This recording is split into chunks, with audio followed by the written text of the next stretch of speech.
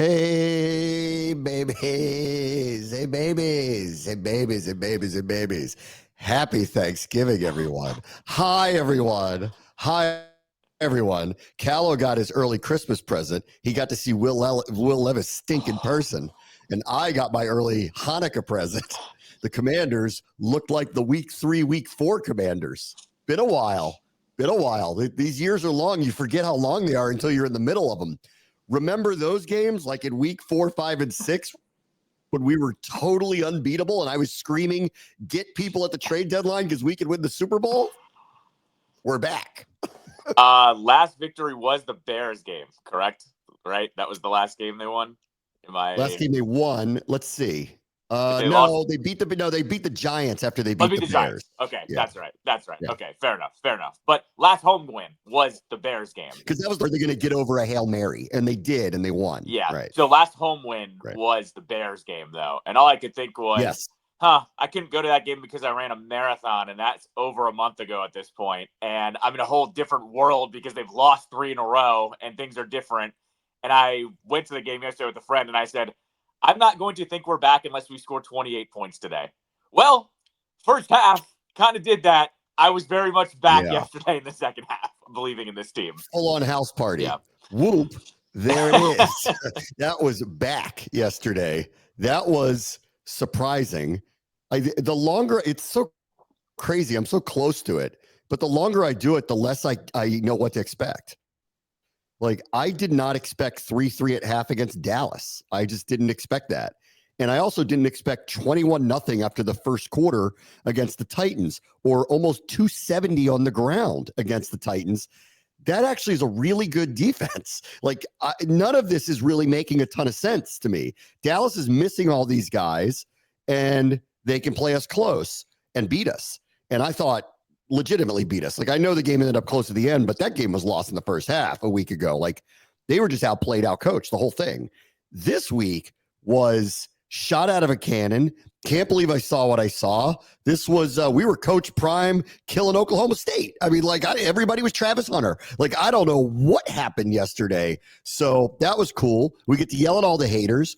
Oh, Jaden can't play in the cold, blah, blah, blah, blah, blah. I guess he can, because I'm starting to get the list of ridiculous things he's done again. Because, like, in the stat sheet that was supplied yesterday was some note about no rookie quarterbacks had that many touchdowns and that many yards passing and this many touchdowns running and passing weeks in a row. And also that list has started up again, which is really fun. Now we're not doing it in October. We're doing it in December. So all of a sudden we're back on the, oh, yeah, that Bo Nix guy's cute, but we've got the rookie of the year and maybe more. No, 100%. And off of yesterday, too, like, he looked like his old self for the first time in a month, too. Like, making moves while running, knowing when to run, like, seeing those lanes. The Titans did the same thing the Cowboys were doing, by the way. They were waiting for him at the sideline, but he, was smart about it and didn't take any hits or anything like that. But most importantly, his passing was back. That was the best passing game we've seen from him in a month, where he was placing the ball, guys being schemed open again. It wasn't just all Terry, even though Terry had a hell of a day. We finally got back to why they were so good in the first half of the year, which was make do with what you got, but you got to scheme them up a little bit. And that's how I felt yesterday. But Jaden once again was like, all right, I'm good. Like, not that I had any doubts that he wasn't the guy over the last 3 weeks, but it was just nice to see everything was back. The rushing, the passing, the poise, all of it. He is unflappable. This goes back to what was early in the season, which is where I got uber excited going, I've never seen anything like this. Like, he just doesn't look like a rookie. And now, after yesterday, and if you go back to the early season performances, and now that he's done it late in the season and it wasn't a flash in the pan, or at least a 6-week flash in the pan, then I think it's just safe to say and fair to say he right now is a top 10 to top 5 quarterback when healthy. Like, in the league right now, period. I don't care that he's a rookie. That is just obviously the truth.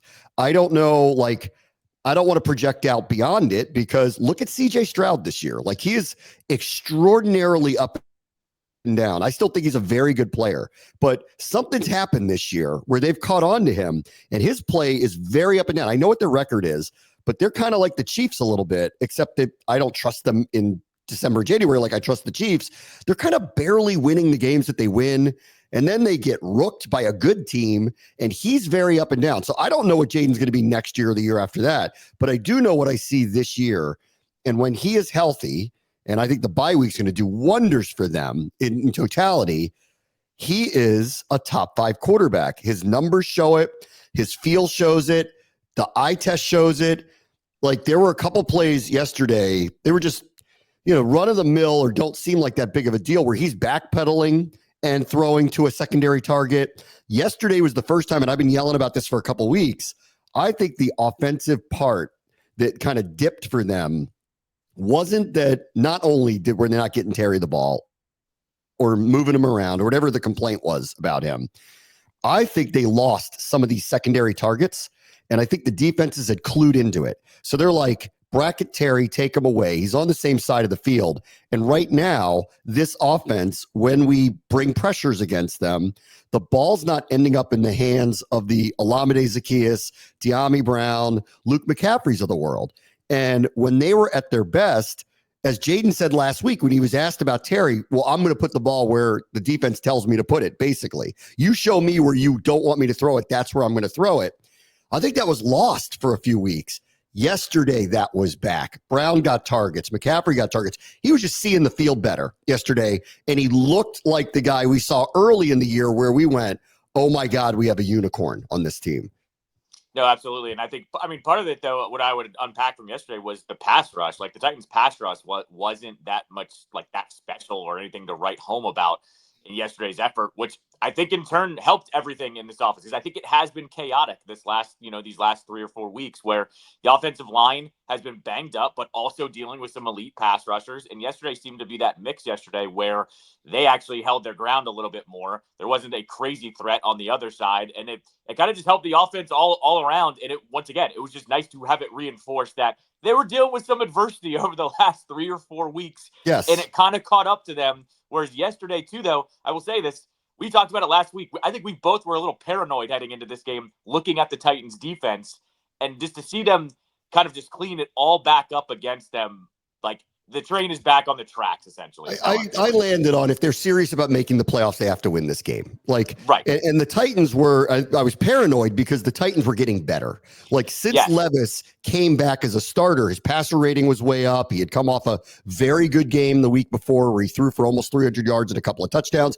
He's not making the cartoonish turnovers. He's still turning the ball over, but not the cartoonish ones where he's falling backwards and flips it up in the air and does something like the Jordan Poole memes from a year ago. Like, he wasn't doing that, so, and defensively, while they were giving up a lot of points because they were turning the ball over a ton and giving people short fields and all that stuff, they weren't giving up a lot of yards. So, there was a reason to be paranoid, but they are 3-8 for a reason. They're an AFC team in a December game, in a cold game here.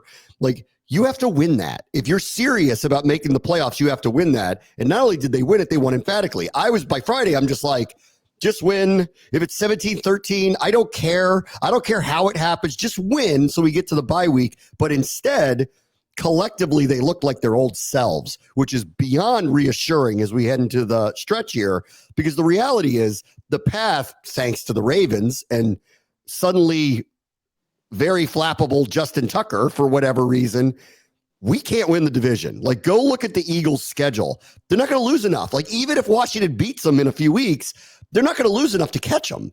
So short of like a crazy run of injuries on them, they're kind of too big to fail at this point. So the only path is the wild card. And that path is very narrow because there's a lot of teams that are lumped up with them. So it was reassuring to see them look like themselves, to give me the faith that it's going to get there in the end, that 10 wins should be enough. And if they're going to play like that, 11 is very possible with the schedule that's in front of them.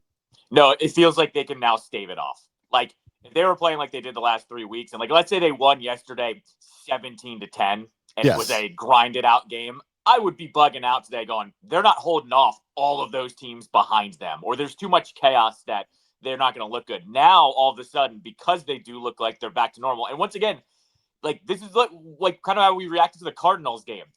We don't know what version of the Cardinals we're getting week to week, but blowing them out was still really impressive on the road. I say the same thing about the Titans. Yes, it's a home game you needed to win. You killed them. Like, you had them done by the first half. Yes. Essentially. Really the first quarter. Carolina almost beat the Chiefs, almost beat the Buccaneers. Washington killed them when they played them earlier this year. Right. Like, you're doing what you're supposed to do here, and then some is what I'm getting at here. So now down this stretch run, too, I think this team is going to have a little bit more confidence of like, oh, crap, there's all these teams behind us. Now it's just take care of business, what's in front of you. You'll be fine. Yes. You'll be able to hold off everybody. I mean, the reality always is you can control what you can control, and that's your team. Just like as you look at the playoff picture now, like the reality is they're not going to win the division. Like it's just not, the Eagles aren't going to lose enough for that to happen. They're not going to win the division. So, you know, the reality is the wild card. And, you know, as we were talking about on Friday, the NFC North is a lost cause with all three of those teams. Now they're going to play each other, which will be helpful in the end, but will any of them lose enough? Like, we have to root for Detroit to kill all of them is like really what we need, so that one of them falls back into the category of having 5 losses, because that's like the only path for Washington to get like anywhere near above the 7 seed. That's why it's just very narrow right now. It was reassuring. All right, let me go back to the haters. Okay, the haters. Cliff doesn't ruin Christmas every year. Okay, he doesn't. Like this, I thought it was, I didn't love the narrative of it. I knew it was coming, and I lived it back in the day when I made fun of him when he was the head coach of the Cardinals. But that's because it happened in the same place every year at the same time with the same players. So like, you're giving the man no credit for evolving whatsoever, or I don't know, working with a different group of people, and that it's possible that he won't repeat history. And the dip in the offensive production was not as profound as everybody had made it out to be. They didn't go from scoring 42 points a game to 7. That's not what was happening. They were not as good. They were, I thought, the real telling tale was their third down conversion percentage had dipped over the last month. They were among the best in the NFL through the first half of the season. They might have been number 1, or they were top 3. And then the last 4 weeks, they were converting at about 30-something%. Now, keep in mind, they played the Bears defense that's good. They played the Cowboys defense that's better than advertised.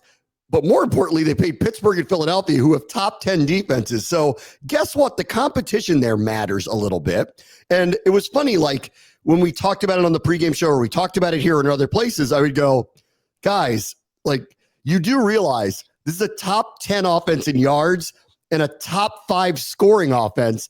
And they were number 3 in points scored and number 5 in total points per game, because they hadn't had a bye yet. So they'd scored more points than some of the teams that already had a bye. I'm like, that's really good. And it's not sustainable through the whole year. You don't score 40 points every single game. It wasn't that bad. So this narrative of that it nosedived off the cliff, I thought was lazy. And I'm like, I don't think it's fair. And you know what? They got this dude's back. They had his back when they played Arizona. Remember, they were like, went crazy for him when they won in Arizona.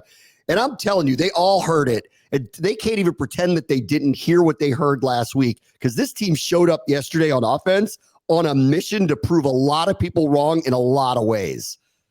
No, I think my favorite take with the whole Cliff, like people freaking out about Cliff over the last couple of weeks, was this guy. You guys were afraid that this guy was going to be a head coach a month ago or a month and a half ago, and now all of a sudden we'll get to that because his name's linked to the Bears. It's not. I'm not surprised. Right, but it's like you were afraid we were going to lose him 6 weeks ago, and now all of a sudden you want him gone. It's like let's everyone needs to calm down, like cool it, okay? I can't wait till this fan base becomes not the hairless cats anymore, which they deserved to be for a long time because of what the leadership structure was, and there was a reason to be freaked out. Times have changed. Chill out, honey buddy. It's cool. Like, it's cool. Everything's different. Let's be open to the idea that everything's different. I think like early in the season when it was going really, really well, and we were all going like, is this even real? Like, what's going on here? Part of that was like, we'd been abused for so long. We couldn't believe we were being treated so nicely. And now it takes a dip against really good teams. One of those 3 is a disappointing loss, not the other 2. One of them is, if you remember the setup,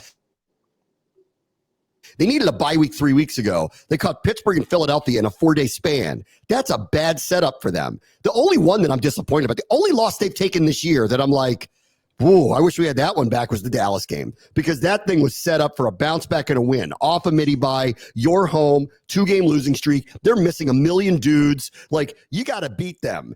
And that they didn't, well, that's on them. And that's the one that I go, boy, I wish you got that one back. But the rest of them aren't.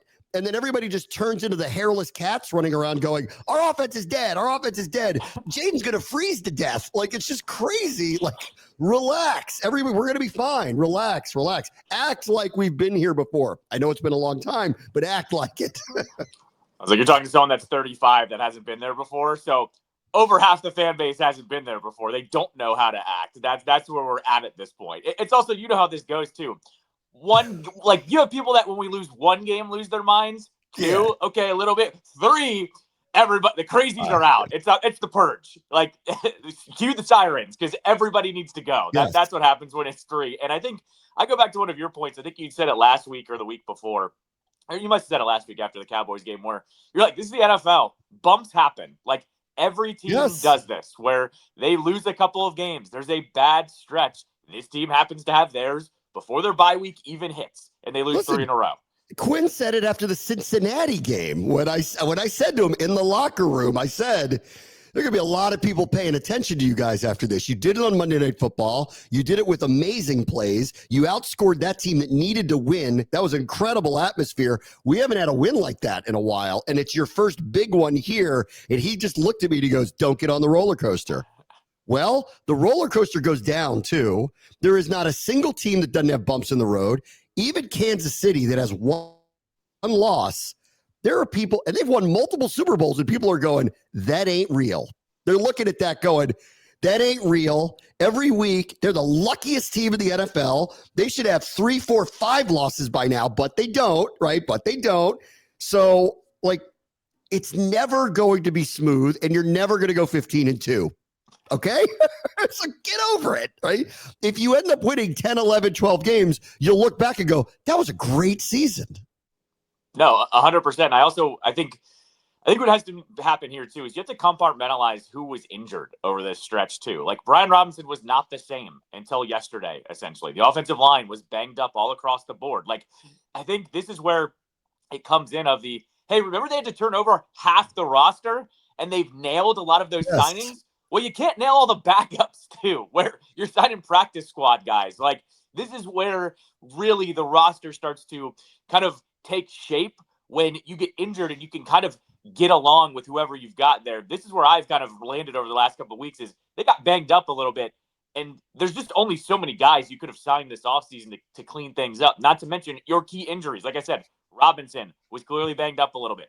Whatever they want to say about Jaden just hadn't looked right until yesterday as well. No. So, clearly, like, the team, you know what? That rib injury stuff. was serious. It is so obvious now that thing was serious. And you know what you learned about him? He'll play through it. And didn't say a word about it and never used it as an excuse and never complained once. And look, he looks like all of a sudden in December, now that he's healthy, he looks like the guy we saw in week 4. So he was injured.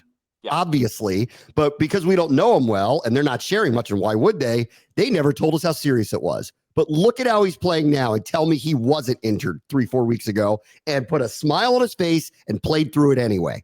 Not to mention, like, if that's what we're getting with him with, I don't know what percentage, 60 to 70%, I'm cool with that too. Like, if that's what we're getting, like, marginalized, like, okay, like, giddy up. Like, that guy, if he can play hurt like that, I'm all right with that guy moving forward. Yeah, here's the other one, people. Terry's fine. Terry's happy. I know Terry lines up on the left too much. Oh my God. The last couple of weeks, I agree they weren't getting him the ball enough. The more I looked at it, the more I thought this actually isn't necessarily just about him. I think Cliff got lost with the secondary targets. That what made the offense so versatile was the ball was going to a number of different players where they were supposed to go. And when Jaden said that last week, because he was like, I'm not going to get caught up in this. I'm going to force the ball to whoever. He's a great playmaker. We want to get him the ball, but I'm just doing what the defense is allowing me to do. Then I went, this is actually on Cliff, and it is on Jaden a little bit to reincorporate those people because they weren't getting the ball. So I think it was a very good reset week, and I loved the Terry chance. If there has been anybody who has deserved that, to hear the stadium chant his name. One, it proves we are very engaged with what's going on in the moment. Two, we love this dude. Like, he is, and this has been a privilege calling his games. He has been one of the best representatives of this organization, one of the best, most competitive players for this organization. I love the guy. And that was just incredible to hear the stadium chant his name yesterday. The best part about that was it started on play number 1 to him. His first catch, people started chanting his name. And then every single time, therefore, after, they were chanting it. And then once he got that second touchdown, I thought people were going to go ballistic. Like, the way that crowd embraced him yesterday was really special. And look, I kind of said this, and we didn't really talk about this because we had such a short week last week, but I kind of knew the stadium was going to be about 70% yesterday. Holiday, bad team. That bad team doesn't travel. Weather was cold. Like, I was kind of wondering, what's the stadium going to look like off of the losing streak too? You know what? Not a bad crowd for all the things that I just mentioned. And like you said, engaged, like knowing they needed to get the ball to Terry to get this thing going. And yeah, I'm with you. Like, I've had season tickets since after the pandemic. And I don't know if I've ever seen a guy more universally beloved than that guy. Like, just seeing the jerseys, people want him to have the ball. When he doesn't have the ball, he's doing the right thing. I'm with you. Like, I can't think of a player in my generation that is just, you know, is as Joe Gibbs would say, super smart, fights his guts out. Yeah. You know, as he would say, a true Redskin back in the day. Like, he just epitomizes what this franchise should be all about. Yeah, one day we're going to put his name in the Ring of Fame. I mean, he's just had a fantastic career here, and hopefully, far from over. Hopefully, overall too. I mean, the domination of the run game. I walked into yesterday going, I don't think they're going to be able to run the ball very well. Like, I didn't really know what Robinson's relative health was. Tennessee came in averaging, giving up 106 yards a game on the ground, 4 yards per carry. Washington had over 100 yards rushing in the first quarter. The offensive line dominated them. That is a really good front. Jeffrey Simmons is a perennial Pro Bowler. This draft pick, Tavondre Sweat, lists at 370. I think he's 425 pounds. He is an absolute monster. They are really fast on the edges and with their linebackers. And this offensive line diced them and shredded them to the tune of almost 270 yards.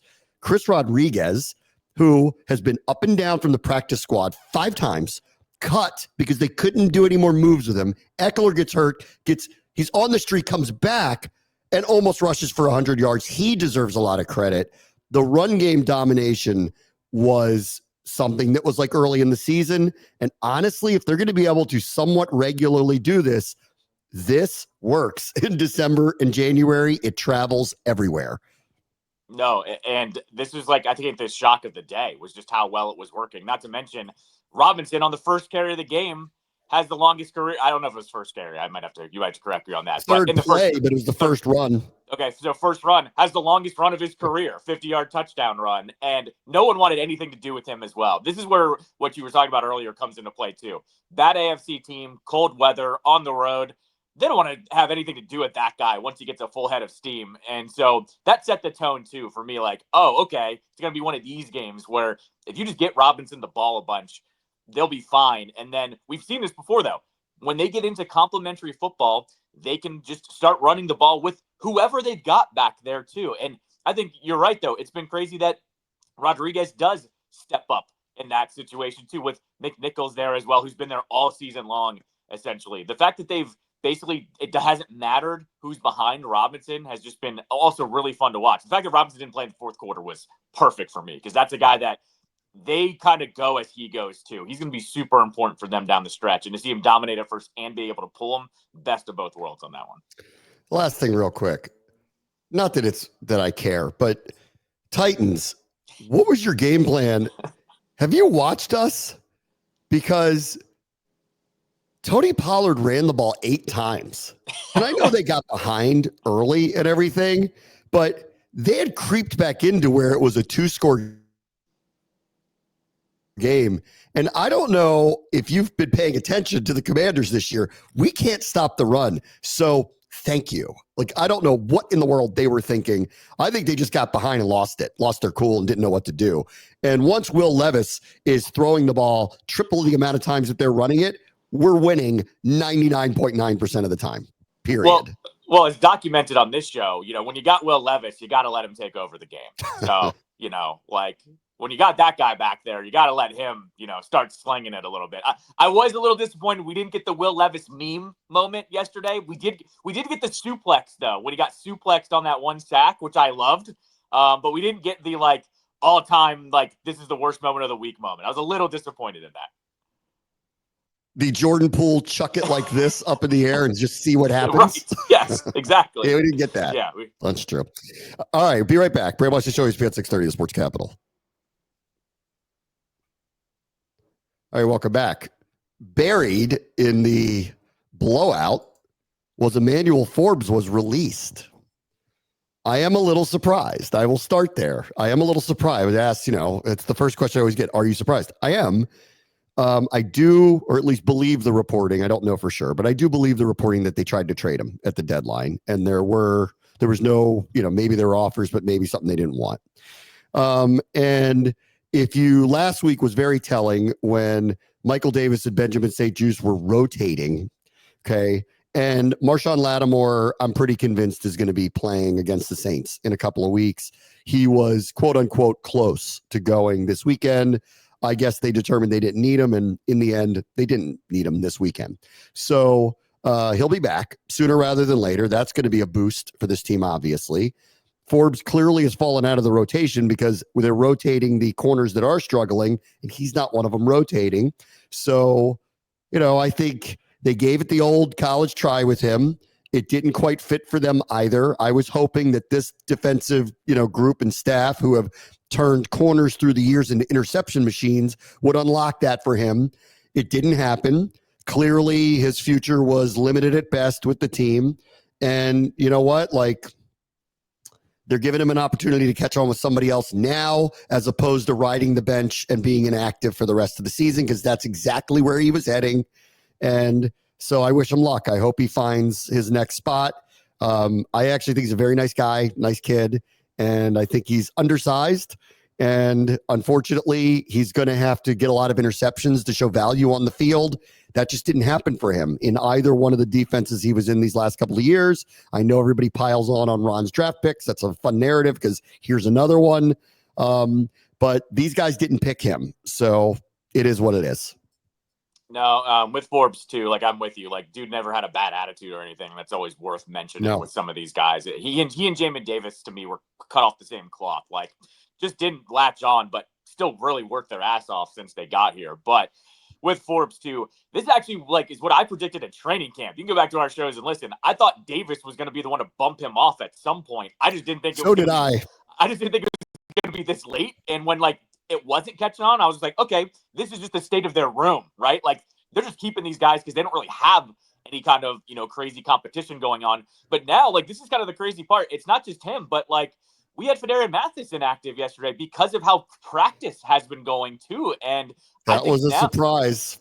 And so now I'm looking at this going, oh, okay. So not only are we not doing the wrong thing where the roster is set week one, I know that hasn't been the case, but two, they're still competing throughout the season. It's just something that I'm not used to seeing over the last 3 or 4 years. So I look at this with Forbes, and the Davis thing just happened 10 weeks later than I thought it would. I thought he would be the one to eventually bump him off the roster. But of course, with Lattimore now, and now him catching on in practice, I'm not really surprised. And when it came to Forbes too, getting cut in year 2 of your rookie deal tells me they gave you every shot they could, but at ultimate, you just were not it. And I'm not really surprised at this point. Yeah, I was hoping it would work for him. The second they hired this staff, they turned Deron Bland into an interception machine. Maybe they'll do it with him too. And I think they gave it the old college try with him. I don't think it helped that he got hurt early in the summer and missed a lot of time. That seems to matter with this group. If you miss time, it's hard to catch up. Go look at Derek Forrest, who can't get on the field. He missed a lot of time early in the summer. So We'll see what happens. The Mathis thing surprised me. I saw somebody put out like a tweet with like the meme of the guy hiding behind the tree, and they wrote like any Ron Rivera draft pick is like hiding right now. So I don't think that they're like circling in on the ex players and trying to find them and off them one at a time. But it is very telling about Ron's tenure here that those are the guys that are not sticking at all. So with the I mean, there are some carryovers like Terry, who got serenaded, yesterday. Of course, he also wasn't a Ron pick, so I don't know. That's right. Well, and with Mathis too, like it's not like we haven't seen it from him this year, right? Like he's actually had a couple moments where you kind of like, oh, like it's nice to see you, right?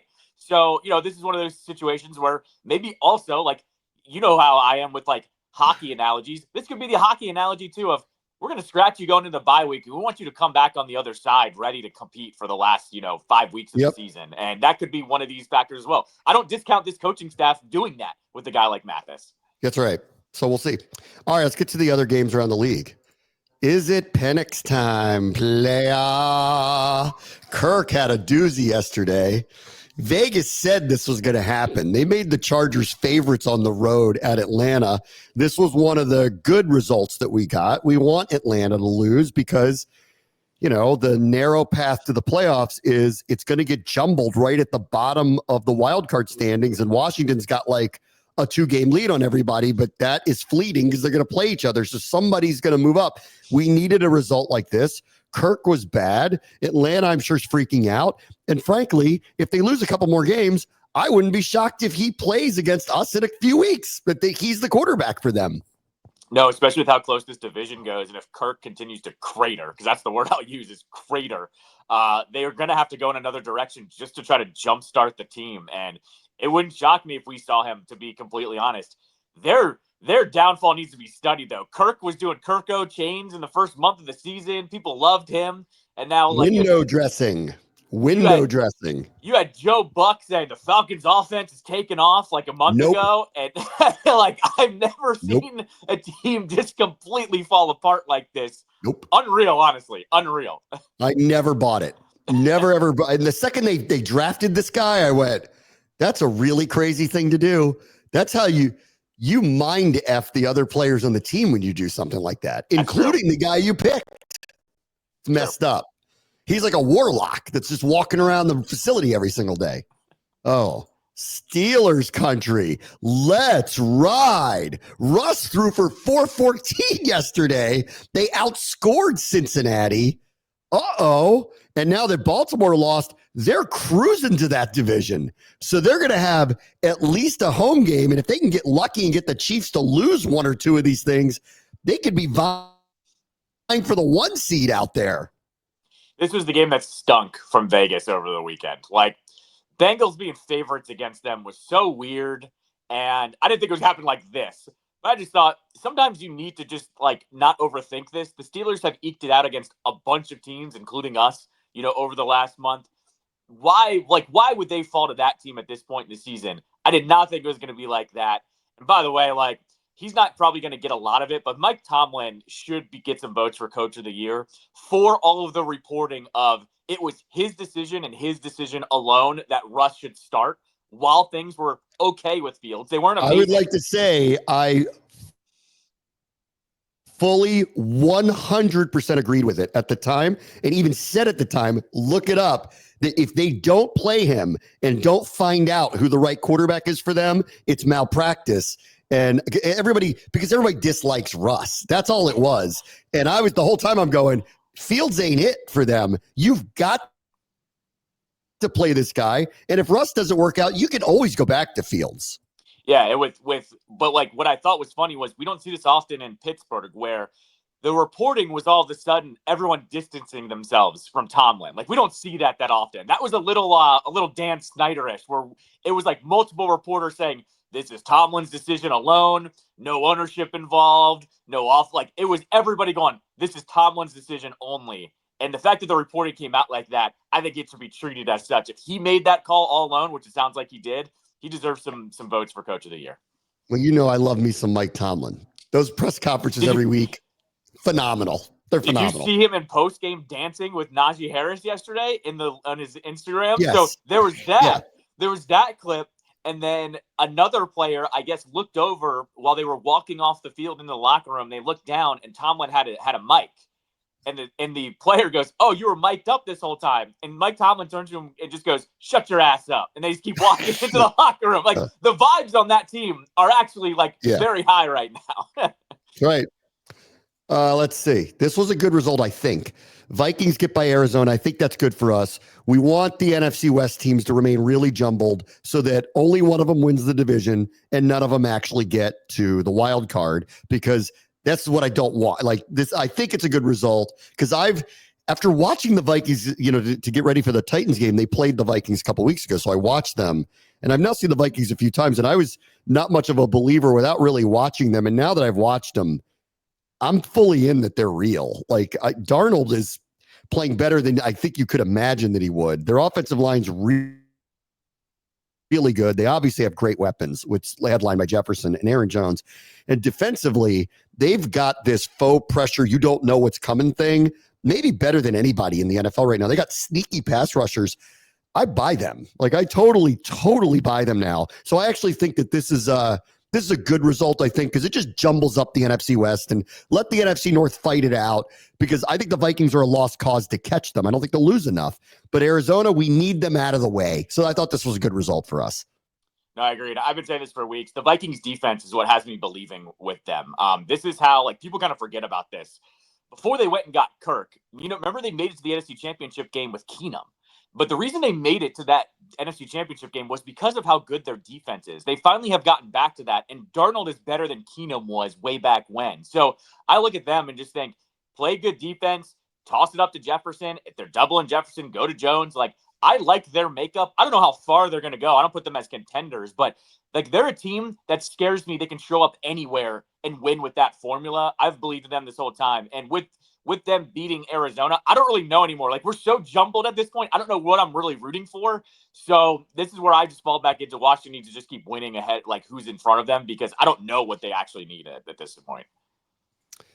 Jets blow it again. Thanks, Raj. So this is a win-win, really. Well, this is a win-loss because I wanted the Jets to win because it would help us, obviously. Yes. But watching Rodgers crater is one of the most enjoyable things of this NFL season, because he's just so unconscionably annoying that seeing them fall apart like this is relatively hilarious. And to throw a 92-yard pick six to a defensive lineman, that's chef's kiss. And to have to listen to him try to figure out how to even explain any of this post-game is funny. I don't even know why he's going on McAfee anymore. Who cares what he has to say about it anymore? They are the biggest blow-up tank job, worst performance of the season. By far, not close. The Bears are close, but they have a verifiable Hall of Famer playing quarterback for them. They were supposed to win. The Bears were in our boat. The Bears they might be good. We'll see. The Jets were supposed to go to the Super Bowl with this team, and they're going to have a top 5 pick. It's pathetic, and it's funny all at the same time. Did you ever see the last drive of the game for them yesterday? No. The last drive of the game was incomplete screen. He threw one to, I think it was Breece Hall, and Breece Hall got blown up by whoever, was waiting on him. It was another incomplete pass, or a sack, and then another incomplete easy pass. It was the incompetence here is even worse than you can imagine. He's not even be able to do the basic things right now. And I said this in the summertime, when Hassan Reddick wasn't showing up there and the vibes were already starting to get weird. We've lived this where you got the quarterback, everything should be fine, but then you have players that don't want to show up and not even in the country. Things like that means the vibes are not right, and they never were. And we know how this is. Woody Johnson got involved, and all of a sudden they're falling apart. They're cratering too.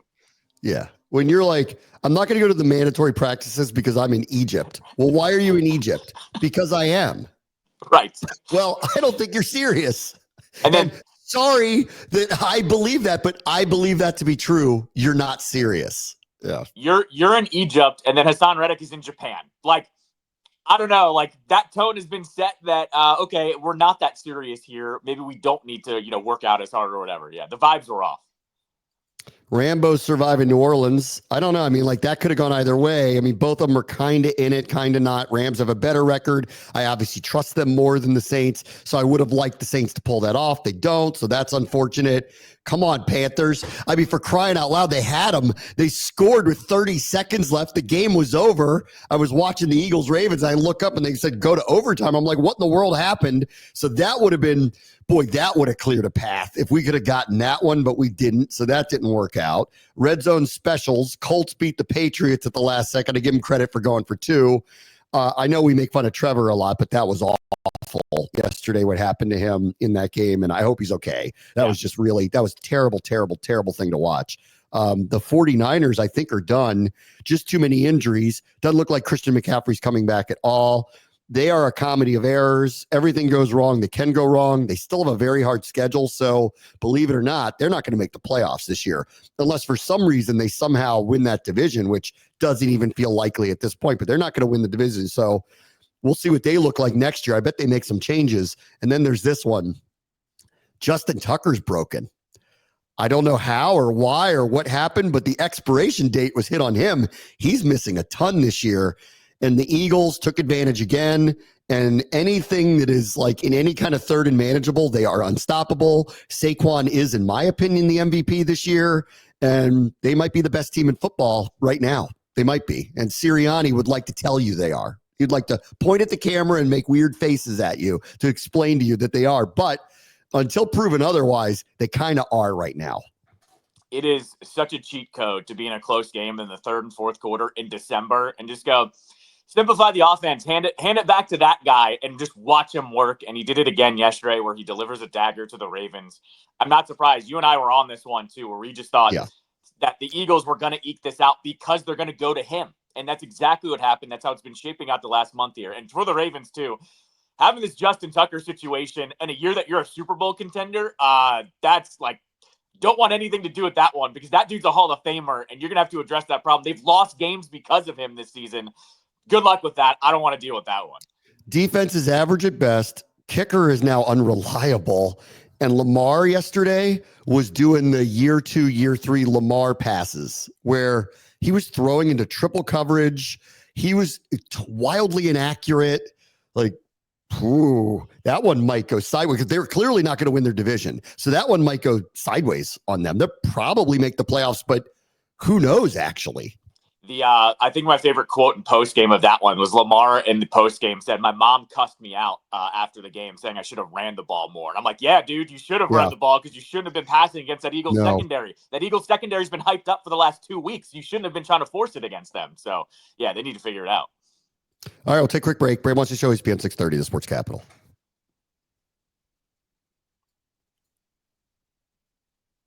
There are 3 stages of denial. There's disorientation, emotional numbness, and Eberflus.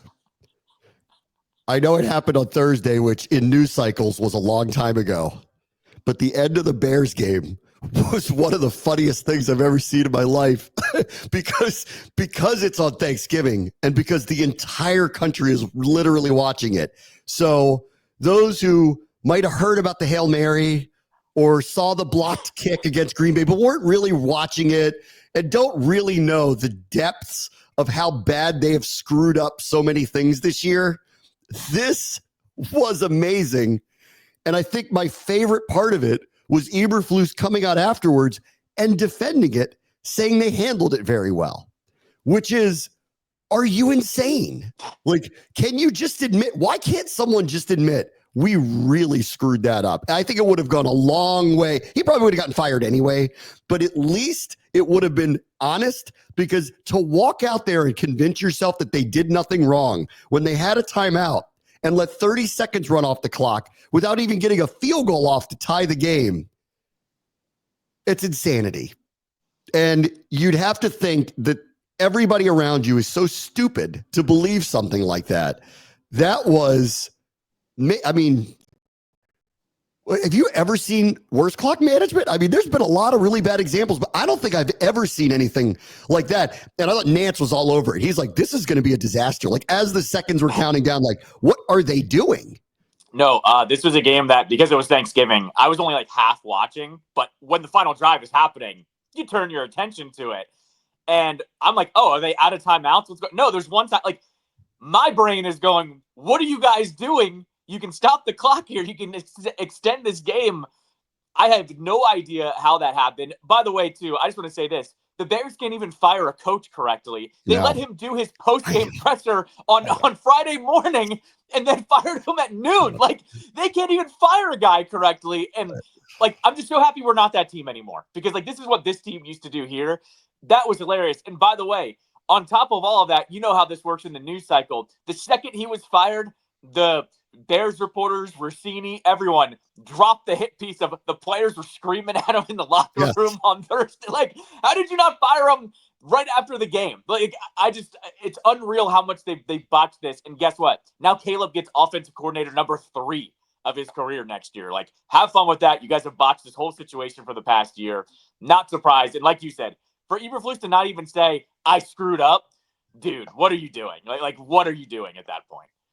Not surprised that Cliff was linked to the job because of the relationship with Caleb that he had at USC. So we'll see if that works out.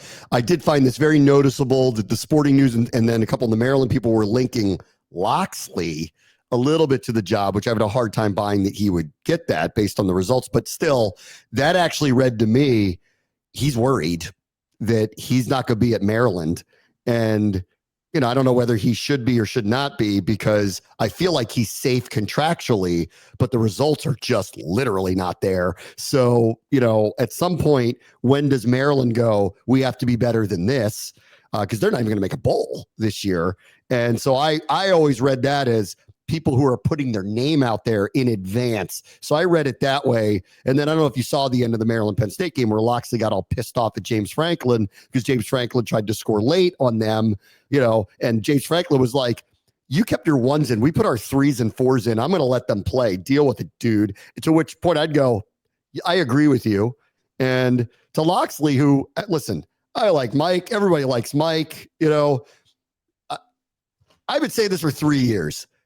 At what point is the results not enough? And if it's not now, I don't know when it is, because when they had either the best or one of the best quarterbacks in the conference and the guy who broke records in the conference, and they could get to mid-tier bowls at best and really couldn't win many big games, to not having him and being an also-ran, at what point do you have to consider it? And that's for you guys to figure out. I'll stay out of it. I'm just asking questions here. That's all. I mean, you can attest to me. I've been out on lock since like year 2. I don't like the results. I know he can recruit. Don't talk to me about that, though, because he can't win with his recruits. And I told you this. The worst thing that Loxley does is he wins just enough to get that bowl game, and he wins the bowl game. And everyone goes, oh, foundation's still being laid. Going into next year, we'll be okay. And it's the same thing every year. Well, you can't impress everyone when you don't even make the bowl game this time around. And you know how I felt about him. Nice guy. Not going to say that he isn't. But he does not have the formula down. He can recruit, but he cannot have them win on the field. It's never worked for him. So I've been the same way for these last 3 years. You know how I felt about Maryland football these past 3 years. It's a longer conversation. Maybe I'll do it at a different point when they make a decision about him, because he can recruit. He came in and took over a program that needed him very badly. And I don't want to ever overlook that. And I do appreciate, how devoted he is to this school. And so all those things matter to me, but you do have to win at some point. 4 and 8 ain't going to cut it. Yep. It just isn't. All right. Talk to you tomorrow. Very much. It's always been 6:30, the Sports Capital.